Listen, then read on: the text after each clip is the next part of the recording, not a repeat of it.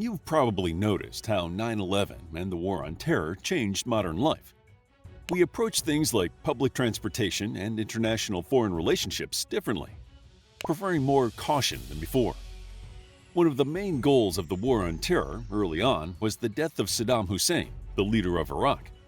He had been in power for over 20 years, and while the United States had a hand in his death, Saddam Hussein's legacy continues to influence the Middle East, with that influence beginning with his part in the Gulf War.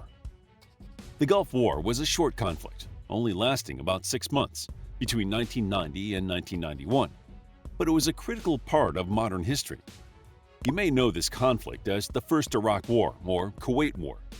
Despite its many names, the Gulf War is best remembered for changing modern war techniques. Technological weapons became more prominent, now judged by power, stealth, and precision. The Gulf War is a mile marker in contemporary history, so we can learn much about how our world functions and views war today by looking back at Saddam Hussein and his participation in the Gulf War. How did Saddam Hussein impact the causes of the Gulf War? Saddam Hussein was born on April 28, 1937, and quickly rose to power, becoming president of Iraq in 1979. He was a nationalist member of the Ba'ath Party. His rise to power increased tensions between Iraq and Kuwait, although this unease had been growing for some time beforehand. Both countries had been under the Ottoman Empire's control for years, but Kuwait had been allowed some independence. When the Ottoman Empire fell after World War I, Britain took over the area, as it was interested in using the shipping ports. Britain confirmed Kuwait and Iraq were separate countries, but many Iraqi leaders thought Kuwait should be part of their country because they had both been part of the Basra province in earlier years. In 1932, Iraq became independent from Britain and struck black gold, and its economy quickly grew with the Iraq Petroleum Company. While this may have been a good time to absorb Kuwait, Iraq became caught up in negotiations between Kuwait and Britain over borders, and they fell back under British control during World War II. While Iraq gained some of its independence after the war, the economic situation changed in the 1950s. Kuwait became the leading oil exporter, while Iraq's economy struggled after World War II. The country's people overthrew the monarchy in 1958, establishing the Iraqi Republic. The first prime minister was al-Karim, who wanted to stabilize the economy, promote pan-Arabism, and absorb Kuwait. While he never moved against Kuwait, he often threatened to start a war. He was eventually overthrown with another coup, which Iraqis frequently staged to change government leaders. In 1968, Iraq had another coup, which placed the Arab Socialist Ba'ath Party in charge. They supported social progressivism and pan-Arabism. Their regime was socialist, giving them strong ties to the Soviet Union, although they never fully embraced communism.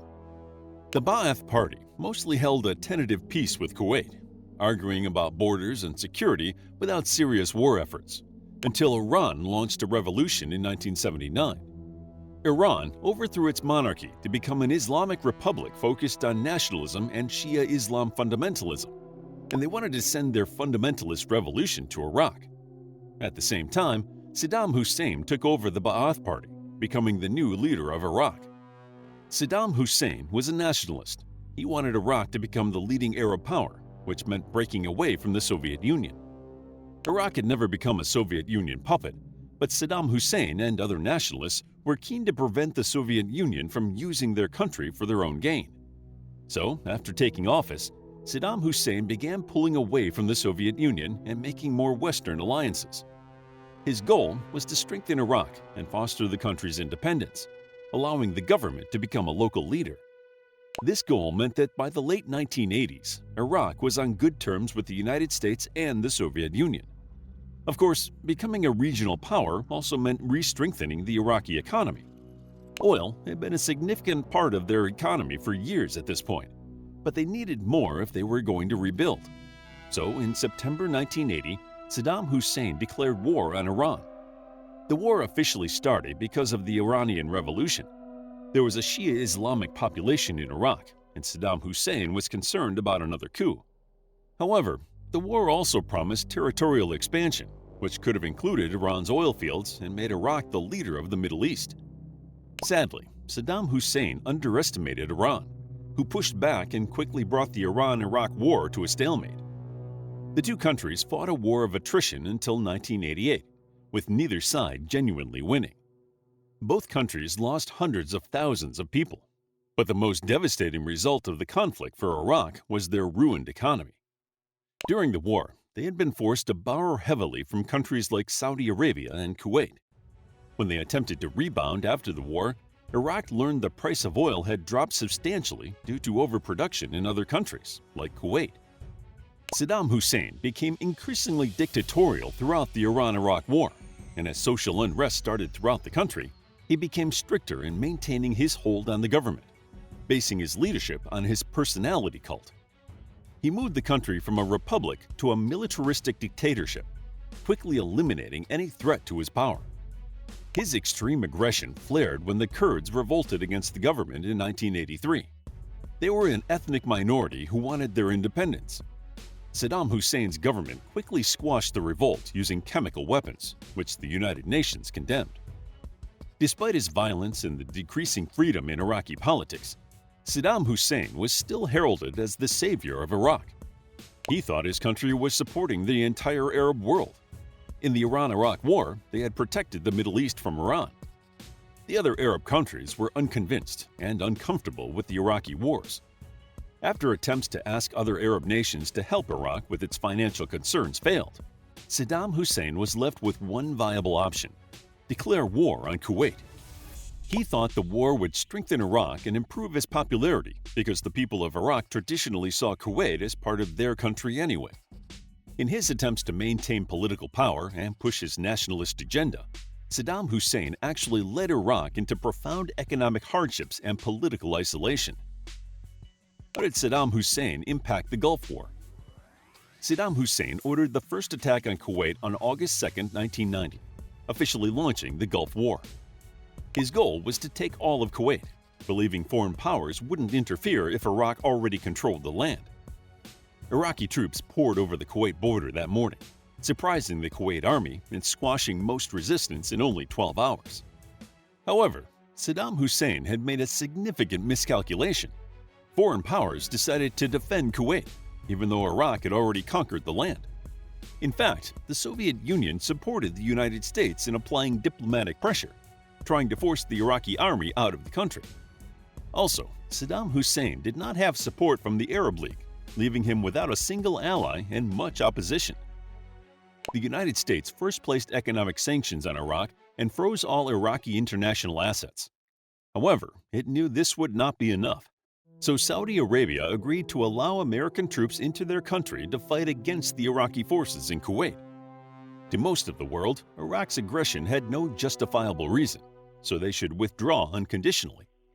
For Saddam Hussein, a retreat was unacceptable. It would have left him in a vulnerable political position in Iraq, and failing to gain from the war would have led to his fall from power and possibly something worse. He desperately needed to strike a bargain or win the war. While some countries, like France and the Soviet Union, tried to find a peaceful solution, the United States and Britain pushed for military actions supported by the United Nations. Saddam Hussein refused to listen to ultimatums, preferring to risk the combined forces of the United Nations than retreat in defeat. Unfortunately for him, the United States generals decided to start by controlling the airspace. Technology had advanced enough they could make targeted bombings to help gain and maintain ground control. While the general technique had been used since World War II, they were finally precise enough to be highly effective. In contrast, the Iraqi Air Force was outdated and outnumbered, and only functioned defensively. They had lost many planes during bombing runs in the Iran-Iraq War. Some experts believe this was a significant flaw in Saddam Hussein's war strategy. If he had used planes to attack the United Nations forces while they were preparing, he would have better utilized his air force and done more damage. However, Saddam Hussein was careful not to instigate further conflict before the airstrikes began in January 1991. After the United Nations forces, led by the United States, had secured the airspace, they marched the army over land. Saddam Hussein was more eager for land battles, starting them while the bombings were still occurring in late January. The Battle of Khafji, the first significant land fight in the Gulf War, was a massive loss for Iraq. It lost hundreds of soldiers, navy boats, and tanks. But Saddam Hussein still claimed victory in his propaganda. Despite his attempts, people in Iraq and internationally began worrying the war was a mistake. By February 12th, Saddam Hussein was ready for peace, but President George Bush Sr. was unwilling to agree to the peace treaty, launching Desert Sabre on February 24th. As the soldiers marched in, Saddam Hussein focused more on protecting himself and his political power than fortifying the army, causing him to hold back essential units. The United Nations forces broke through the Iraqi military in only 2 days. They continued to push into Iraqi territory, forcing Iraq to admit defeat on February 28th and agree to peace negotiations on March 3rd. The Gulf War was officially over, and despite his high involvement in war tactics, Saddam Hussein had little to show for it. What were the consequences for Saddam Hussein after the Gulf War? Iraq was in an even more desperate situation after the Gulf War. The bombings had damaged infrastructure, like roads and hospitals, and the economic sanctions had further damaged Iraq's struggling economy. Making matters worse, Iraqi soldiers were beginning to come home with stories of their defeat, contrary to the propaganda Saddam Hussein had been spreading about his government's great victory. He tightly controlled free speech in the media and population. The repressed frustration soon led to local revolts. They were widespread and encouraged by the United States, but as the United Nations pulled out, no one was left to defend the rebels. Within a month, Saddam Hussein had crushed the rebellions, slaughtering anyone who fought against him or supported the revolts. The United States and United Nations continued some trade embargoes and careful monitoring to encourage the Iraqi people to stage a revolution. But rather than inspiring the people, the sanctions only gave the Iraqi people a more difficult life. Although Iraq did not win the Gulf War, Saddam Hussein did benefit from it. He used the war to redouble his hold on the country, but gave up his nationalistic ideas of becoming a leader of the Arab world. Saddam Hussein kept his power until 2003, using the tragedy of the Gulf War to his own advantage, but at the cost of many innocent civilians and his country's reputation. How would you like to get a deeper understanding of history, impress your friends, and predict the future more accurately based on past events? If this sounds like something you might be into, then check out the brand new Captivating History Book Club by clicking the first link in the description. To learn more about Saddam Hussein, check out our book, The Gulf War, a captivating guide to the United States-led Persian Gulf War against Iraq for their invasion and annexation of Kuwait. It's available as an ebook, paperback, and audiobook. If you enjoyed the video, please hit the like button and subscribe for more videos like this.